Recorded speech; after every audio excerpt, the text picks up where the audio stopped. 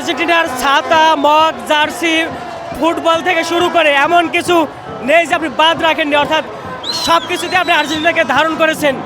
তো আজকে ইংল্যান্ডের সাথে হাড্ডাহাড্ডি লড়াইয়ের পরে ফাইনালে পৌঁছলো আর্জেন্টিনা, কেমন অনুভূতি কি বলবেন? আমি খেলাটা চালু হওয়ার আগে তার 1 ঘন্টা আগে এখানে বসে সাক্ষাৎকার দিচ্ছি চা খাইতে খাইতে।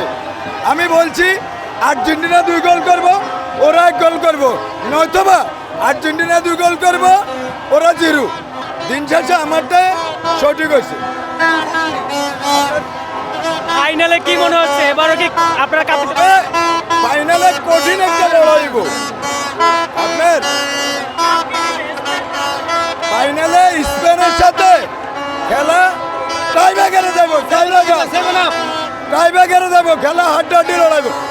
1-1 গোলের পরে খেলা শেষ হইব, এরপরে টাইব্রেকারে যাব। আজকে যখন প্রথম গোলটা ইংল্যান্ড দিল তখন কি হতাশা লাগছিল কিনা বা নির্বাচনের কোনো কারণে দেখি না, কারণ আর্জেন্টিনা এমন এক দল ওরা 30 সেকেন্ড আগে পরিশোধ করার ক্ষমতা রাখে।